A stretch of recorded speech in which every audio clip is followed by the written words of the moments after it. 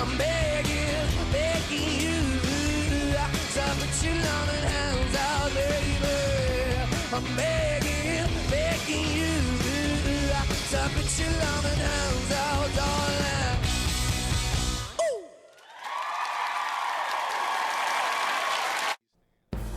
Right now at 4, today's surprise January 6th committee hearing revealed explosive new claims about the days leading up to the insurrection from the first former White House employee to testify publicly. A murder mystery on the side of the Long Beach freeway. A woman found shot to death inside a car. We speak with her family as police search for her killer. And extreme heat baking parts of Southern California, but could we see a cool down just in time for the holiday weekend? Melissa McGee is here with your first alert forecast. NBC4 News at 4 starts now.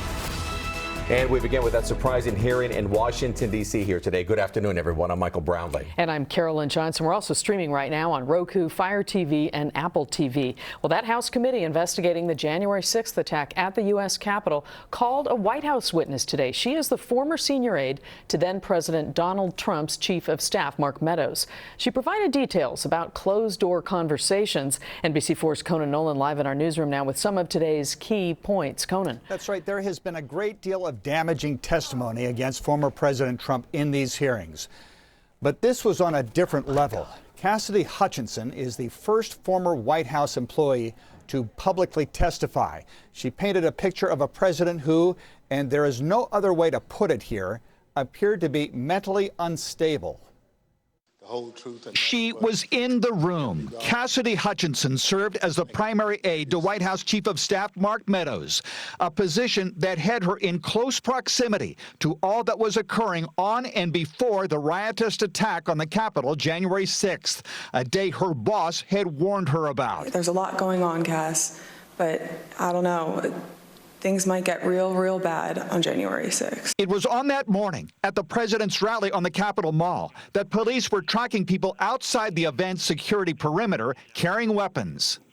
Both saw stock with AR-15. The committee played her earlier taped testimony, where Hutchinson said the president, in the pre-event tent behind the stage, was informed that people had arrived armed. But Hutchinson said Trump was more worried that the crowd wouldn't look big enough on TV. And he was angry that we weren't letting people through the mags with weapons. Trump told the Secret Service to remove the magnetometers at the security checkpoints. I overheard the president say something to the effect of, I don't effing care that they have weapons.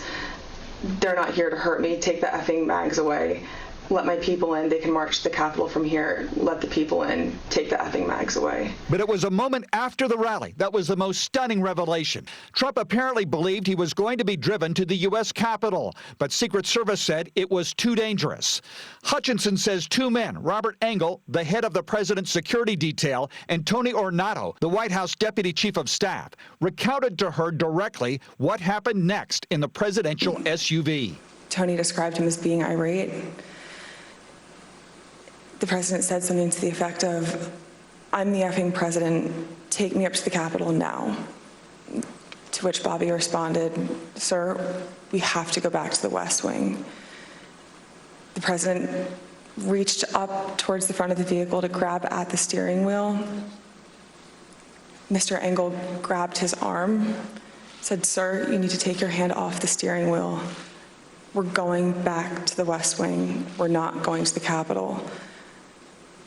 Mr. Trump then used his free hand to lunge towards Bobby Engel. And when Mr. Ornato had recounted this story to me, he had motioned towards his clavicles. Back at the White House, Hutchinson said an irate Trump refused requests by staff to call off his riotous supporters. And Chief of Staff Meadows told the White House attorney that the president was in support of the chant, "Hang Mike Pence." And Mark had responded something to the effect of, "You heard him, Pat. He thinks Mike deserves it. He doesn't think they're doing anything wrong."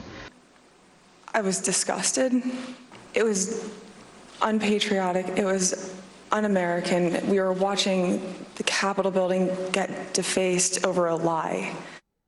Hutchinson, 25 years old, is just 2 years out of college. Now, President Trump on his social media app posted that he considers her a liar and a leaker, and that none of what she said is true. Committee Vice Chair Liz Cheney ended today's hearing with communications that had been made to some of the witnesses who've been testifying before this committee. Ostensibly, those messages